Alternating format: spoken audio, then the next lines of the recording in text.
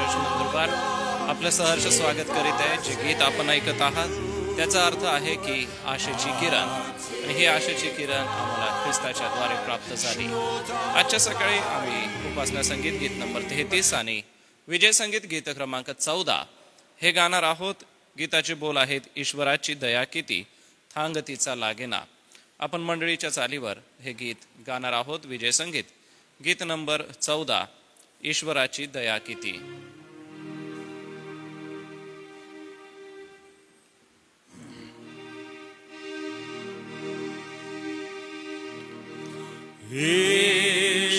ईश्वराची दया किती थांग तिचा लागेना. न्यायी तरी त्याची प्रीती सिंधुएवढी जाना. देव बोले प्रेमे फार टाकी माझ्यावरी भार. टाकी माझ्यावरी भार. सर्व कष्टी सर्व दुःखी ओझियानी कन्हती. ऐकू जाते दिव्य लोकी. प्रीती तेथे वसते. देव बोले प्रेमे फार टाकी माझ्यावरी भार. टाकी माझ्यावरी भार. देव खरा ममताळू अंत काही लागेना. केवळा तो कनवाळू माणसांना कळेना. देव बोले प्रेमे फार टाकी माझ्यावरी भार. टाकी माझ्यावरी भार.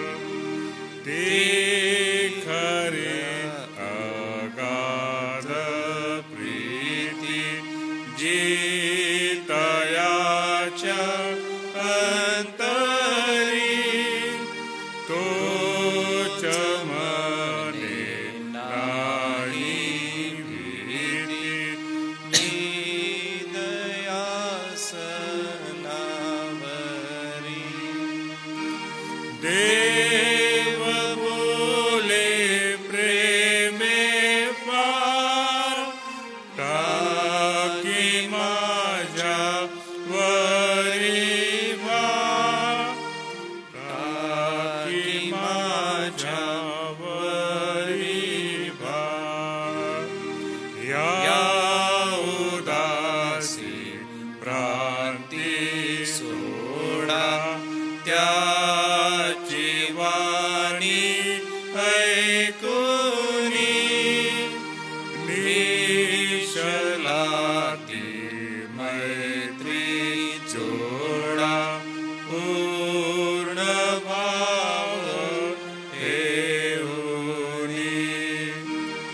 देव बोले प्रेमे फार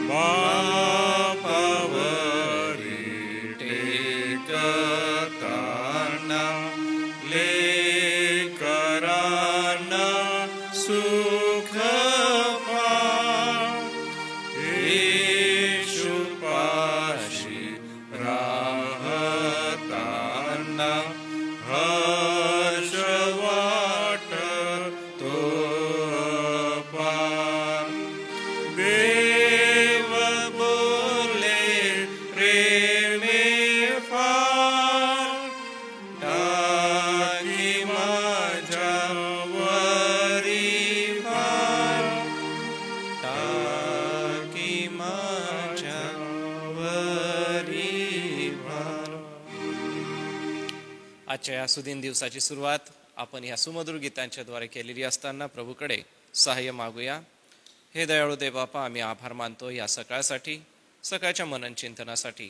आज तुझ्या प्रिय दासाकडून सन्माननीय रेव्हरंड चेज पठारे पाळक साहेब यांच्याकडून देवबापा हे पवित्र वचन आम्हाकडे येत असताना वचनाच्या घोषणेसाठी तू त्यांना स्पर्श कर, आपली कृपा आणि अनुग्रह दे व त्यांच्या करवी प्रभू तू आम्हाशी बोल. आज सकाळचं मनन चिंतन आम्हासाठी आशीर्वादित कर. यासोबतच देवबापा जे ऑनलाईन या सभेचा लाभ घेत आहे त्या सगळ्यांना देखील तू आशीर्वाद दे. आजच्या या सुमधुर गीतासोबत आम्ही तुझ्या चरणी येतो. प्रभू तू आम्हाला सहाय्य कर. प्रार्थना प्रभू येशूच्या नावाने केली म्हणून तो ऐक. आमेन. मी आदरणीय रेव्हरंड जयेश पठारे पाळक साहेब आपलं स्वागत करतो आणि विनंती करेन की वचनाच्या सेवेसाठी आपण पुढे यावं.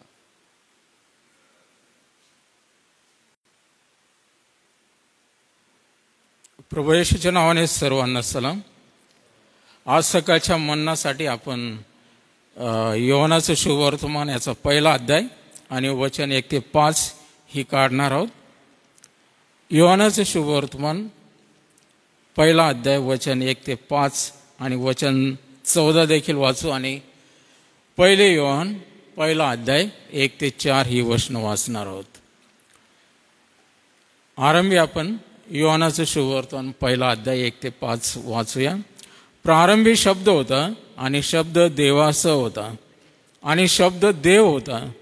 तोच प्रारंभी देवासह होता. सर्व काही त्याच्याद्वारे झाले आणि जे काही झाले ते त्याच्या वाचून झाले नाही. त्याच्या ठायी जीवन होते व ते जीवन मनुष्य मात्राचा प्रकाश होते. तो प्रकाश अंधारात प्रकाशतो तरी अंधकाराने त्याला ग्रासले नाही. वचन 14. शब्द देही झाला आणि त्याने आम्हामध्ये वस्ती केली आणि आम्ही त्याचे गौरव पाहिले. ते पित्यापासून आलेल्या एकुलत्या एकाचे गौरव असावे असे अनुग्रह व सत्य ह्यांनी परिपूर्ण होते. पहिले योहान याचा पहिला अध्याय वचन 1 ते 4. पित्याचा पुत्र येशू ख्रिस्त ह्याच्यामध्ये प्रगट झालेले सार्वकालिक जीवन जे प्रारंभापासून होते, जे आम्ही ऐकले आहे, जे आम्ही आपल्या डोळ्यांनी पाहिले आहे, जे आम्ही निहाळले व आपल्या हातांनी चाचपले, त्या जीवनाच्या शब्दाविषयी आम्ही सांगतो. ते जीवन प्रगट झाले, ते आम्ही पाहिले आहे व त्याची आम्ही साक्ष देतो. ते सार्वकालिक जीवन पित्याजवळ होते व आम्हास प्रगट झाले, ते तुम्हास कळवितो. जे आम्ही पाहिले आहे व ऐकले आहे ते तुम्हासही ह्यासाठी कळवितो की तुम्हीही आमच्याशी सहभागी व्हावे. आपली सहभागिता तर पित्याबरोबर व त्याचा पुत्र येशू ख्रिस्त ह्याच्याबरोबर आहे.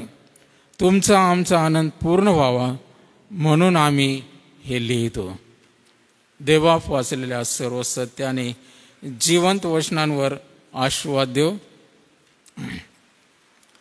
आज सकाळच्या या मननामध्ये योहानाने आपल्या शुभवर्तमानामध्ये आणि पहिल्या पत्रामध्ये प्रभू येशू ख्रिस्ताला जीवनाचा शब्द किंवा शब्द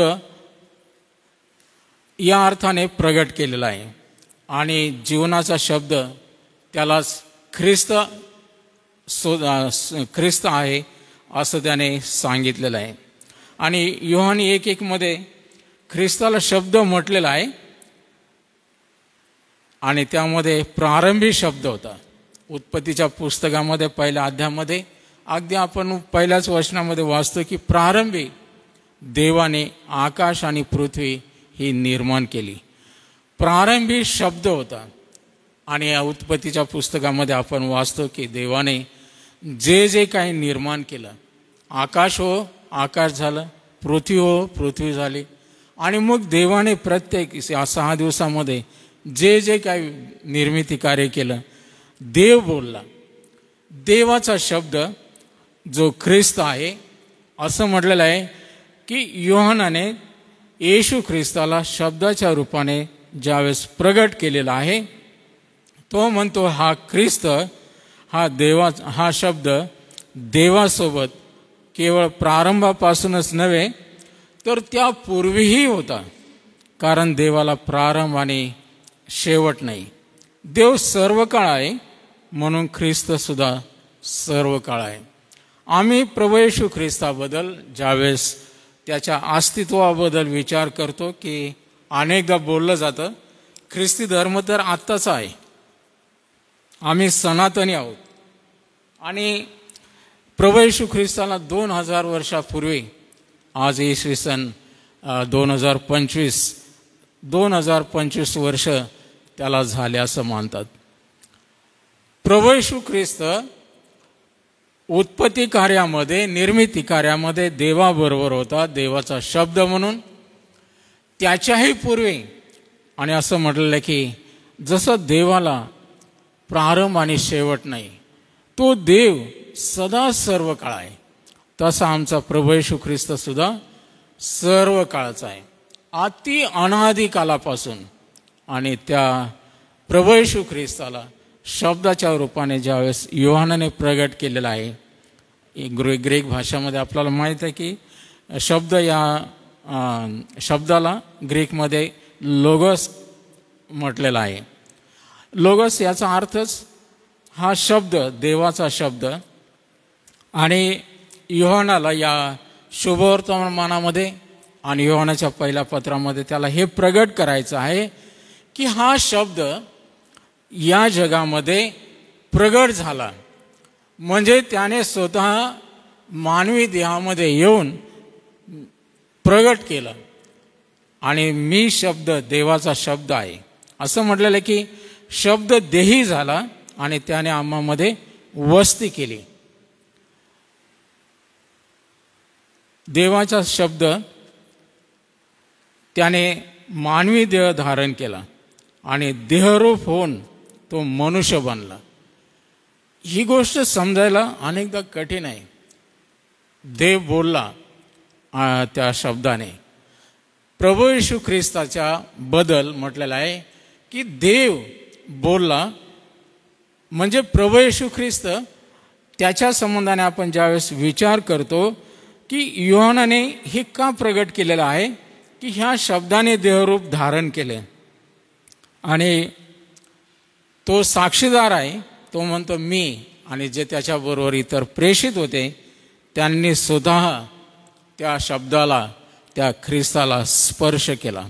आपल्याला माहीत आहे की 3.5 वर्ष ते त्याच्या बरोबर राहिले आणि सर्वात जास्त जवळीक योहानाची होती. योहान नेहमी प्रभू येशू ख्रिस्ताच्या उराशी टेकलेला होता आणि हा प्रभूचा फार लाडका किंवा प्रिय, त्याच्यावर जास्त प्रीती येशू ख्रिस्ताची होती. आणि म्हणून या योहानाने ह्या प्रभू येशू ख्रिस्ताला अशा स्वरूपात प्रगट केलेलं आहे की तो म्हणतो आम्ही ख्रिस्ताला आमच्या डोळ्यांनी बघितलं. ह्या 3.5 वर्षाच्या काळामध्ये प्रभू येशू ख्रिस्ताबरोबर राहत असताना त्यांनी त्याला बारकाईने न्याहाळलं, त्याला चाचपलं. पुनरुत्थानानंतर प्रभू येशू ख्रिस्ताने म्हटलं की हा माझा देह पहा, माझे हात पहा, माझे पाय पहा, मला हाड आणि मांस आहे, जसं भूतांना नसतं. आणि ज्यावेळेस थोमाने त्याच्या कुशीत हात घातला, त्याच्या त्या उराणांमध्ये बोट घातलं, चाचपलं, त्यांची खात्री झाली की हा प्रभू येशू ख्रिस्त तोच आहे जो आमच्याबरोबर 3.5 वर्ष राहिला, ज्याला आम्ही रोज पाहत होतो, निहाळत होतो. तो मेला, त्याला पुरलं हे आम्ही डोळ्यांनी पाहिलं. आणि पुनरुत्थित झाल्यानंतर जरी दार खिडक्या बंद आहेत आणि तो अगदी त्यांच्यामध्ये हजर झाला आणि त्याला या शिष्यांनी आपल्या हातांनी चाचपलं. मीच तो आहे. त्याने खात्री करून दिली की पहा, ज्याला तुम्ही पाहत होते, ज्याच्याबरोबर तुम्ही राहिले त्या 3.5 वर्षाच्या काळामध्ये, तो मीच आहे. मी जरी मेलो होतो तरी मी पुनरुत्थित झालेलो आहे. जसं मला हाड मांस आहे असलेले तुम्ही पाहता तसं भूताला नसतं. लूक 24 आणि 39 मध्ये प्रभू येशू ख्रिस्ताने ह्या शिष्यांची खात्री पटण्यासाठी त्याने म्हटलं माझे हात पाय चाचपून पहा. आज आपण ह्या शब्दाबद्दल विचार करत असताना या योहानाने त्याच्या शुभवर्तमानामध्ये देखील आणि त्या पत्रामध्ये देखील हे प्रगट केलेलं आहे की हाच प्रभू येशू ख्रिस्त जो देवाचा शब्द म्हणून देवाबरोबर होता आणि तोच देव होता, त्या शब्दाने आमच्यामध्ये वस्ती केली, त्याने मानवी देह धारण केला. ख्रिस्त हा काही आत्मा नाही किंवा दृष्टांत या प्रकारचा नाही, परंतु प्रेषितांनी त्याच्या मरणापूर्वी त्याला पाहिलं आणि त्याचे पुनरुत्थान झाल्यानंतरही त्याला पाहिलेलं आहे, त्याला स्पर्श केलेला आहे. आणि म्हणून ते खात्रीपूर्वक हे सांगू शकतात की जो प्रभू येशू ख्रिस्त ज्याला आम्ही पाहिलं, न्याळलं, हाताने चाचपलं, त्या जीवनाच्या शब्दाविषयी आम्ही तुम्हाला सांगत आहोत. याचा अर्थ ही सुवार्ता, ही बातमी आम्ही तुम्हाला कळवत आहोत. आणि आपल्याला मग योहानाने लिहिलेलं आहे की योहान 3:16 जर तुम्ही त्यावर विश्वास ठेवाल तर तुम्हाला सार्वकालिक जीवन प्राप्त होईल. योहान ह्या गोष्टी प्रगट करत आहे की प्रभू येशू ख्रिस्त त्याला ग्रहण करणं, त्याला स्वीकारणं, त्याच्यावर विश्वास ठेवणं म्हणजे आपल्याला सार्वकालिक जीवन प्राप्त करून घेणं आहे. प्रभू येशू ख्रिस्ताने म्हटलं मार्ग, सत्य आणि जीवन मीच आहे.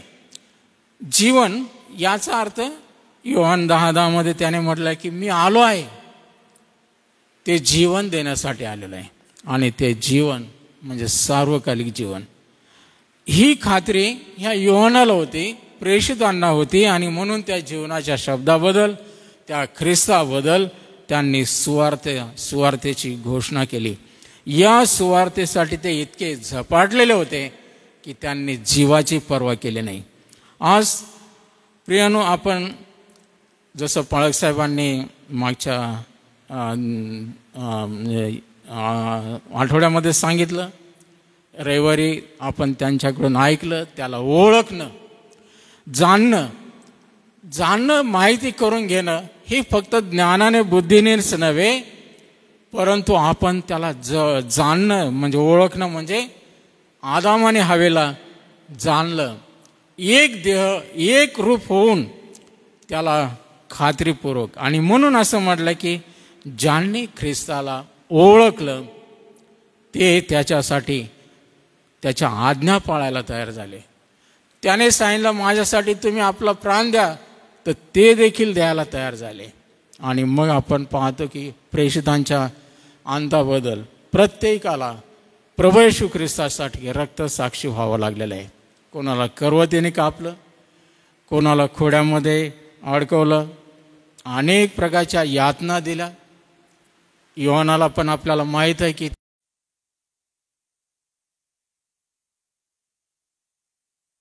यावर विश्वास ठेवल्यामुळे आम्हाला पापांची क्षमा मिळालेली आहे, आम्हाला सार्वकालिक जीवन मिळालेलं आहे. ही आनंदाची वार्ता आहे, ही आनंदाचं शुभवर्तमान आहे. आणि ते घोषणा करण्यासाठी, गाजवण्यासाठी त्यांनी आपल्या जीवाला असं म्हटलं की जेथे ते गेले ते निडर राहिले. ज्या लोकांना ते भीत होते त्यांच्या समोर जाहीर रीतीने प्रगट झाले. पेत्र ज्यावेळेस त्या रस्त्यावर येऊन सांगू लागला की ज्या ख्रिस्ताला तुम्ही वधस्तंभावर ठार करून मारलं तोच प्रभू येशू ख्रिस्त, त्याची घोषणा आम्ही करत आहोत. आणि त्या प्रभू येशू ख्रिस्तामुळे त्यांना एवढं धैर्य मिळालं. प्रिय, आज आम्हाला या ख्रिस्ताबद्दल आम्हाला अशा प्रकारची ओळख करून घ्यायला पाहिजे आहे. आम्ही त्याच्या नावाने, त्याच्या स्वतःच्या जीवनाने, त्याच्या सर्व आत्मिक कार्याने आम्ही प्रभावित झालं पाहिजे. आणि ते आमच्यामध्ये इतकं भिनलं पाहिजे की मी त्याला ओळखतो, तो मला ओळखतो. आणि हा ख्रिस्त केवळ दृष्टांत रूपाने नव्हे किंवा आत्मा म्हणून नव्हे, परंतु प्रेषितांनी जसं त्याला पाहिलं, चाचपलं, तसं आम्हाला त्याची खात्री झाली पाहिजे. प्रारंभी शब्द होता आणि त्याबद्दल ख्रिस्त त्याचा हा योहान उल्लेख करत आहे की शब्द हा ख्रिस्त होता. देवाच्या मुखातून निघालेला शब्द तोच ख्रिस्त होता आणि त्याने आम्हामध्ये वस्ती केली. तो शब्द देही झाला. आणि ही गोष्ट समजण्यासाठी आम्हाला काही गोष्टी समजून घेणं गरजेचं आहे. की योहान सांगतो की येशू ख्रिस्त हा साधा मनुष्य नव्हता. त्याला आम्ही एक सर्वसाधारण मनुष्य म्हणून जसं मानतो की हा मरीचा, हा योसेफाचा पुत्र आहे, हा प्रभू येशू ख्रिस्त नासरतकर येशू आहे, एवढंच नाही तर तो असाधारण असा मनुष्य होता. तो देवाचा जवळ त्याचा शब्द नेहमी होता. हा ख्रिस्त आणि देव हे वेगळे नाहीत की देव अगदी आरंभापासून आहे आणि ख्रिस्त आता 2000 वर्षापूर्वीचा आहे असं नाही. म्हणून देव त्याच्या शब्दाशिवाय कधीच नव्हता. हे समजण्यासाठी शब्द हा देवासोबत होता. याचा अर्थ देव व शब्द वेगवेगळे आहेत. ज्या प्रकारे पिता आणि पुत्र भिन्न किंवा वेगळे आहेत. पण योहान नंतर म्हणतो शब्द देव होता. म्हणजे हा शब्दच देव होता आणि शब्द ख्रिस्त हा देवासोबत नव्हता तर तो देव होता. हा मनुष्याच्या रूपामध्ये देव होता आणि तो जिवंत देवाचा खरा अवतार होता. तो या पृथ्वीवर 2000 वर्षापूर्वी पृथ्वीवर आला. देव येशूमध्ये होता आणि येशू देवामध्ये होता. योहानाच्या शुभवर्तमानामध्ये 14 आणि 9 मध्ये येशू ख्रिस्ताने म्हटलं, ज्याने मला पाहिले आहे त्याने पित्याला पाहिलेलं आहे. ज्याने मला पाहिलं आहे त्याने पित्याला पाहिले, कारण मी आणि पिता एक आहोत. योहान 14:11 मध्ये तो म्हणतो, मी पित्यामध्ये व पिता माझ्यामध्ये आहे. हा देवाचा शब्द आणि देव हे वेगवेगळे नाहीत, ते एक आहेत. आणि म्हणून तो म्हणतो की पिता माझमध्ये आहे, मी पित्यामध्ये आहे, मी आणि पिता एक आहोत. सर्व काही त्याच्याद्वारे झाले, म्हणजे ख्रिस्ताच्या द्वारे झाले. देवाचा शब्द हा मनुष्याच्या शब्दासारखा नाही. देवाचा शब्द मनुष्यासारखा नाही. म्हणजे जेव्हा देव बोलतो तेव्हा तो तसा चालतो. मनुष्य बोलतो परंतु त्याप्रमाणे वागत नाही. जेव्हा देव बोलतो तेव्हा काही गोष्टी घडतात. देव बोलला आणि प्रकाश, देव बोलला प्रकाश हो आणि प्रकाश झाला. आपल्याला या उत्पत्ती कार्यामध्ये देवाच्या शब्दाबद्दल वाचायला मिळतं की हा सामर्थ्यशाली शब्द देवासोबत होता. आपण पृथ्वीवर प्रभू येशू ख्रिस्ताबद्दल विचार करतो की हा प्रभू येशू ख्रिस्त एक साधारण मनुष्य नव्हता, परंतु तो असाधारण आहे हे योहानाने प्रगट केलेलं आहे. मार्काच्या शुभवर्तमानामध्ये, योहानाच्या शुभवर्तमानामध्ये, चारही शुभवर्तमानामध्ये प्रभू येशू ख्रिस्ताबद्दल असं वर्णन केलेलं आहे की येशू ख्रिस्ताच्या शब्दामध्ये एवढं सामर्थ्य होतं की तो बोलला आणि तसं घडलं. येशू ख्रिस्ताने कुष्ठरोग्याला म्हटलं, माझी इच्छा आहे शुद्ध हो, आणि तसंच घडलं. तो लागलीच त्याचं कुष्ठ जाऊन तो शुद्ध झाला. मार्काच्या शुभवर्तमानामध्ये 1 अध्यायात 14 वचनात जेव्हा येशू बोलला तेव्हा लोकांमधील दुष्ट आत्मे निघाले. मार्क 1:25 मध्ये येशू बोलला आणि तसं घडलं. मार्क 4:39 मध्ये त्याने वादळ शांत केलं. त्यावेळेस काय म्हटलेलं आहे, वादळा शांत हो. आणि त्या शब्दामध्ये एवढं सामर्थ्य होतं की निसर्ग देखील त्याचं ऐकत होता, भूते त्याचं ऐकत होते. त्याच्या शब्दाने रोगी बरे झाले. एवढंच नाही तर लोक 7:14-15, योहान 11:43-44 वचनं जर वाचले तर मेलेले सुद्धा त्या शब्दाने जिवंत झाले. प्रभू येशू ख्रिस्ताच्या शब्दाने हे घडलेलं आहे. जी प्रत्येक गोष्ट निर्माण केली गेली ती येशूच्या द्वारे निर्माण केली आणि सर्व काही त्याच्याद्वारे त्याच्याकरता निर्माण केलं, असं पौल कलस्सी 1:15-17 मध्ये म्हणतो. येशू हा देवाचा सामर्थ्य शब्द आहे. याचा जर विचार केला तर जीवन म्हणजे ख्रिस्त प्रगट झाला. कशासाठी? आम्हाला जीवन देण्यासाठी. योहानाने त्याबद्दल अगदी सविस्तर प्रकारे त्याचं विश्लेषण केलेलं आहे. ख्रिस्त प्रगट झाला कशासाठी? सार्वकालिक जीवन देण्यासाठी. आणि त्याच्या ठाईच दुसरं कोणाकडूनही नाही, फक्त ख्रिस्ताच्या द्वारेच आम्हाला सार्वकालिक जीवन हे प्राप्त होतं. ते जीवन मनुष्य मात्राचा प्रकाश होते. योहान 1:4 मध्ये सांगितलेलं. योहान 3:16 आपल्या सगळ्यांचं ते पाठ आहे. त्याप्रमाणे हे सार्वकालिक जीवन सर्वांना देण्यासाठी प्रभू येशू ख्रिस्त आलेला आहे. कोणीही तिथं काही यहुदी, इस्रायली किंवा त्याचे लोक म्हटलं नाही. जो कोणी त्या सगळ्यांसाठी हे सार्वकालिक जीवन देण्यासाठी प्रभू आलेला आहे. आज आपण ह्या जीवनाच्या शब्दाविषयी विचार करत असताना आपण त्या प्रभू येशू ख्रिस्ताला अवतार मानतो, कारण तो शब्द देही झाला. हा शब्द त्याने मनुष्यरूप धारण केलं आणि त्याने आमच्यामध्ये वस्ती केली असं योहान म्हणतो.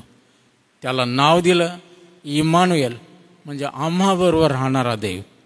हे प्रभू येशू ख्रिस्ताचं शुभवर्तमान ही आनंदाची वार्ता आहे.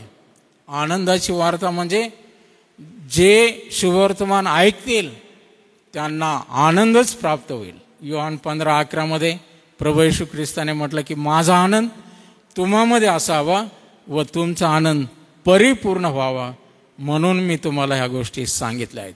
आनंद परिपूर्ण व्हावा, आम्हाला आनंद प्राप्त व्हावा, म्हणून प्रभू येशू ख्रिस्त आम्हाला हे शुभवर्तमान घेऊन आलेलं आहे. काय शुभवर्तमान आहे?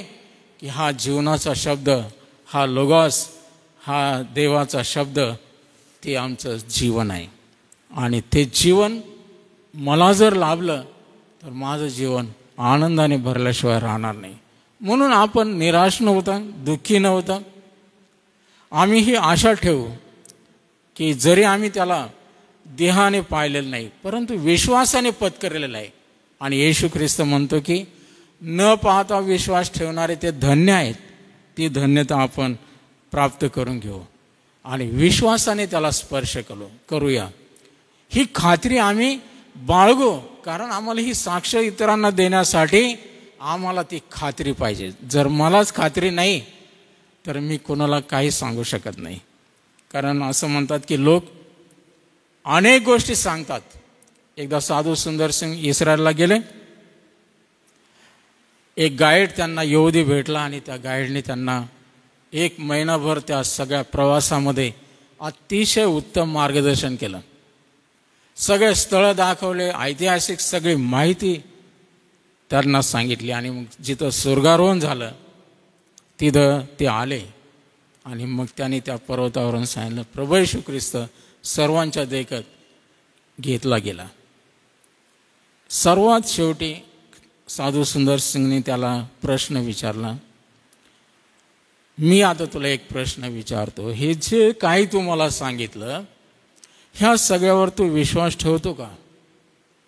तर त्याने म्हटलं नाही, कारण मी यहुदी आहे. मग तू इतकं बारकाईने मला समजावून सांगितलं, इतक्या ऐतिहासिक गोष्टी मला कळवल्या, त्या कशा काय? तो म्हटला मी इतिहास वाचला, अभ्यास केला ह्या सगळ्या गोष्टी, आणि मी गाईड म्हणून इतरांना मार्गदर्शन करतो. प्रभू येशू ख्रिस्त त्याच्याबद्दल माहिती भरपूर अतिशय त्याने ठासून सांगितलं. आणि मग या साधू सुंदरसिंगच्या प्रश्नाने तो गांगरून गेला.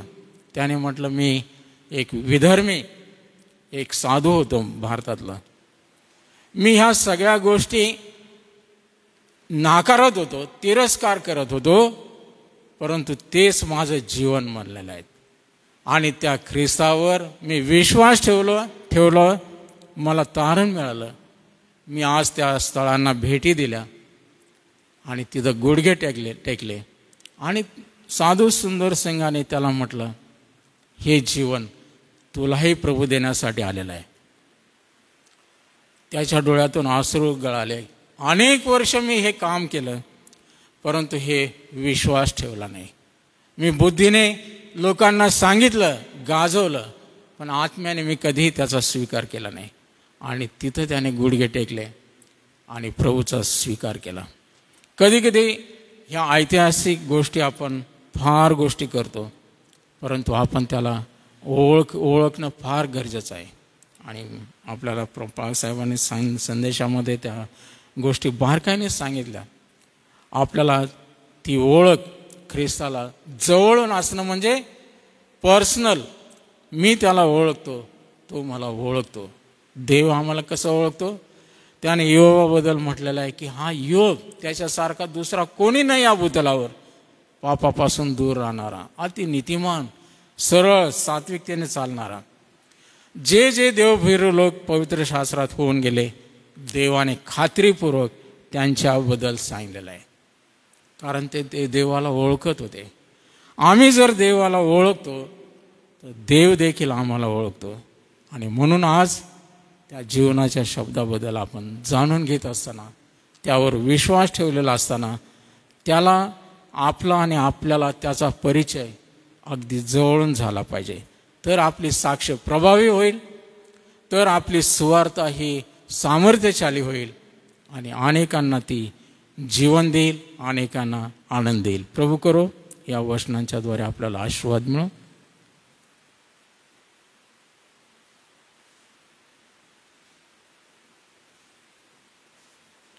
आजच्या सकाळच्या पवित्र वचन मननासाठी मी परमेश्वराला धन्यवाद देतो आणि रेव्हरंड जे.एच. पठारे पाळसाहेब यांचं मनपूर्वक आभार मानतो. प्रभू येशू ख्रिस्ताची ओळख प्रियांनो तुम्हाला आणि मला झालेली आहे. या पवित्र वचनातून आम्हाला त्याचं मूळ अर्थ कळलेला आहे की प्रारंभापासून आमचा प्रभू आहे आणि प्रारंभापासून त्याचं सानिध्य आमच्या संगती असताना आज आम्हाला त्याच्यावर दृढ विश्वास ठेवून जीवन जगण्याची संधी आहे. त्याच्यावर विश्वास ठेवूया आणि आपल्या जीवनाने त्याला संतोष देऊया. पवित्र वचनासाठी पुन्हा एक वार परमेश्वराचा आभार मानित पाळसाहेबांचं मी आभार मानतो. नित्य आपल्या प्रार्थना विनंत्या आहेत. ग्रामीण परिसरामध्ये गृहसन सुरू झालेलं आहे, त्यांच्यासाठी आपण प्रार्थना करूया. सोबतच आपल्या स्थानिक नंदुरबार मंडळीचा गृहसन येत्या सप्ताहात आहे, त्यांच्यासाठी आपण प्रार्थना करूया. नाशिककर पाळसाहेब वक्ते म्हणून आपल्याकडे येतील, त्यांचं येणं परमेश्वराने आशीर्वादित करावं. आजारी प्रियजनांसाठी आपण प्रार्थना करूया. आज ज्यांचा जन्मदिवस आहे त्यापैकी आज सुशील जाधव यांचा जन्मदिवस आहे, त्यांना वाढदिवसाच्या मंडळीच्या वतीने शुभेच्छा देतो. सगळ्यांच्या वतीने मी डॉक्टर रेव्हरंड जी जयकर पाळसाहेब आपणाला विनंती करेन की आपण पुढे येऊन प्रार्थना करावी, प्रभूची प्रार्थना म्हणूया व आशीर्वाद सुद्धा पाळसाहेब आपण द्यावा.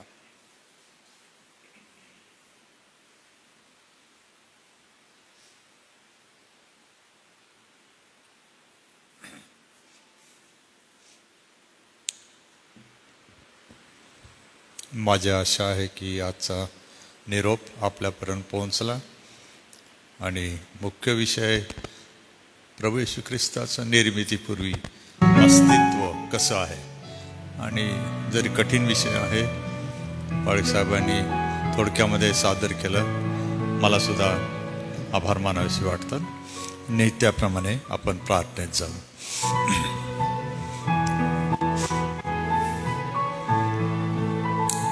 आमच्या स्वर्गातील दयाळू देव बापा, आम्ही तुझ्या मनापासून आभार मानतो. तुला मान, महिमा आणि गौरव देतो. तुझी स्तुती प्रशंसा करून तुला आम्ही नतमस्तक होतो, कारण की हे परमेश्वरा तू चांगला आहेस. तुझं उपकार स्मरण करणं चांगलं आहे, कारण की तू चांगला आहेस आणि तुझी दया सनातन आहे. आजच्या या सकाळी पुन्हा एकदा त्या दयेने आम्हाला आधार दिला, म्हणून आम्ही तुझ्या मनापासून आभार मानित तुला शरण येतो. तुझं वचन प्रत्येक ऐकणाऱ्याला आशीर्वादाचं होते आणि जे होईल त्यामध्ये असणारे आशीर्वाद प्रत्येकाला गरजेप्रमाणे मिळू दे. एसी चर्च नंदुरबार तर्फे सादर केलेला हा उपासनेचा कार्यक्रम तुझ्या इच्छेमध्ये आशीर्वादित कर. मंडळी मजबूत कर, नेत्यांना मजबूत कर, यांना समज, बुद्धी, आकलन क्षमता दे. पवित्र आत्मा तू ये आणि त्यांचा ताबा घे, अशी पण मी तुला प्रार्थना करतो. सोबत दे बापा, अनेक जण आमच्यामध्ये दुःखी आहेत, आजारी आहेत, कष्टी आहेत. त्यांना तुझ्या स्पर्शाची गरज आहे. आम्ही प्रार्थना करतो, तू आम्हाला पण स्पर्श कर, मलाही स्पर्श कर. विशेषतः आमचे वयोवृद्ध पाळकसाहेब रेव्हरंड DM पाटील पाळक, सुशी अक्का आहेत, रैताबाई आहेत, नलू काकी आहेत, आणि विशेष म्हणजे असे असंख्य आमच्या आजूबाजूला आहेत.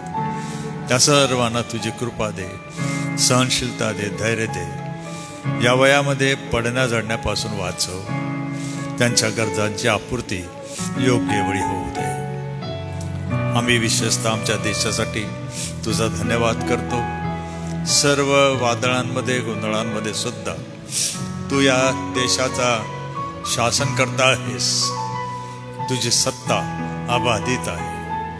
तरी पण ज्या समस्यांना ही प्रजा तोंड देत आहे, प्रभू, त्या निवारण करायला शासनकर्त्यांना सुबुद्धी दे, त्यांना शक्ती दे, समज दे, त्यांना तुझं भय तू निर्माण कर, अशी आम्ही तुला प्रार्थना करतो. आज सुशील भूषण जाधव याचा वाढदिवस आहे. प्रभू, त्याचं जीवन तू आपल्या हाती घे. त्याला तू येशू ख्रिस्ताची ओळख होऊ दे.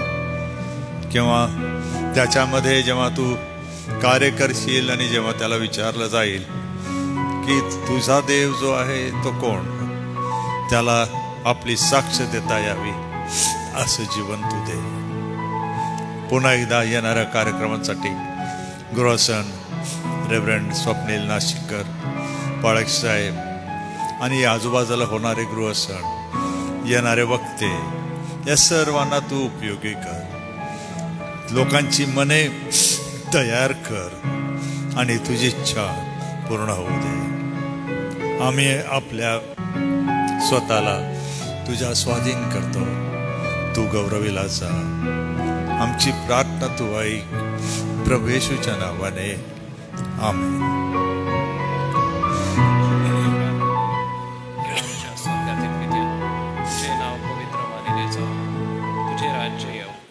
जसे स्वर्गात तसेच पृथ्वीवरही तुझ्या इच्छेप्रमाणे हो. आमची रोजची भाकर आज तू आम्हास दे, आणि जसे आम्ही आमच्या ऋणी ऋण सोडितो तसेच तू आमची ऋणे आम्हास सोड. आणि आम्हास परीक्षेत आणू नकोस, तर आम्हा सर्व वाईटापासून सोडू. कारण की राज्य, सामर्थ्य आणि गौरव ही सर्व काळ तुझीच आहे. बाळासाहेब आशीर्वाद देतील. आता आपल्या तारणाऱ्या प्रभू येशू ख्रिस्ताची कृपा, देव जो बाप्याची प्रीती आणि पवित्र आत्म्याचे सहभागिता येथे असलेल्यावर ऑनलाईन जडलेल्या सर्वांबरोबर एस चर्च नंदुरबार व SM ट्रस्ट, त्याच समान देवाची मंडळी आणि इस्रायल राष्ट्र याबरोबर आता आणि सदा सर्व काळ होत राहो. आमेन. ख्रिस्त पवित्र शांती सद्प्रीती शोभा सौंदर्य माझी जीवनी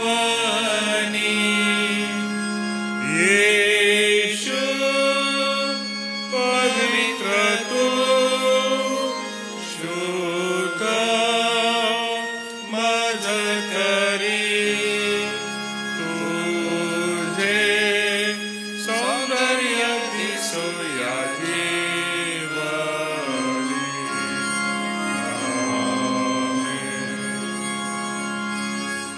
उद्यासाठी सूचना. उद्या देखील आपण सकाळचं मनन चिंतन घेऊ. उद्याचं मनन चिंतन रेव्हरंड LP वळी पाळक साहेब यांच्याकडून असेल. सर्वांना सलाम.